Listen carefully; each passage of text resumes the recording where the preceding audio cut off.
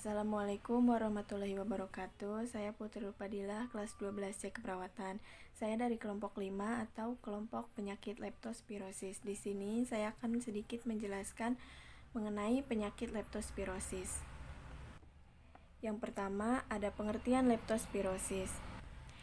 Leptospirosis adalah penyakit yang disebabkan oleh bakteri Leptospira interrogans yang disebarkan melalui urin atau darah hewan yang terinfeksi bakteri ini.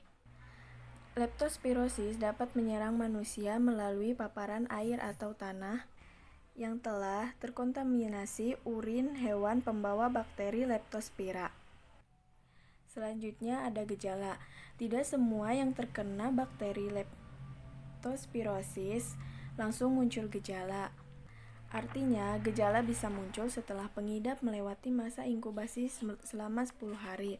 Gejalanya yaitu yang pertama ada demam tinggi hingga menggigil, yang kedua nyeri kepala, yang ketiga nyeri otot khususnya daerah betis, yang keempat sakit tenggorokan disertai batuk kering, yang kelima ada mata merah dan kulit menguning, yang terakhir ada mual hingga muntah-muntah dan disertai diare. Selanjutnya ada penyebab. Leptospirosis disebabkan oleh bakteri Leptospira. Seseorang dapat terinfeksi jika mata, mulut, hidung, ataupun luka terbuka pada kulit bersinggungan dengan yang pertama ada urin, darah, ataupun jaringan dari binatang yang membawa bakteri.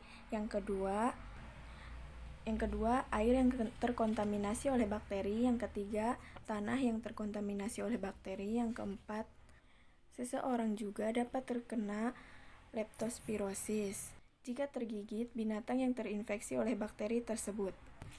Selanjutnya ada faktor risiko. Faktor risikonya ada yang pertama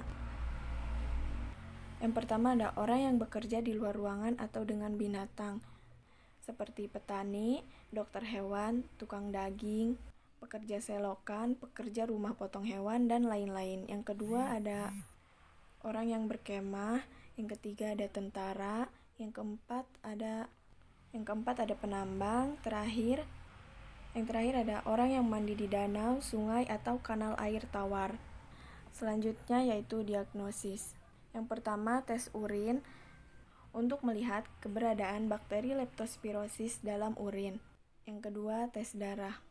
Tes darah untuk melihat adanya bakteri dalam aliran darah dan antibodi dalam tubuh. Yang ketiga, pemeriksaan fungsi ginjal. Yang keempat, pemeriksaan fungsi hati. Yang kelima, foto ronsen paru. Selanjutnya ada pencegahan.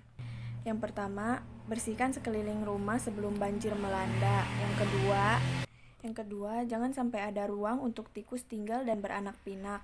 Yang ketiga, rajin cuci tangan setelah memegang hewan peliharaan. Yang terakhir, hindari kontak langsung dengan urin hewan. Selanjutnya, yang terakhir ada pengobatan. Yang pertama dengan antibiotik, yaitu untuk menghentikan pertumbuhan atau membunuh bakteri. Yang kedua ada penisilin, yaitu untuk menghentikan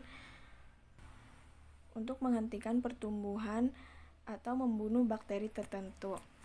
Sekian penjelasan dari saya, kurang lebihnya mohon maaf. Wabillahi taufiq wal hidayah. Wassalamualaikum warahmatullahi wabarakatuh.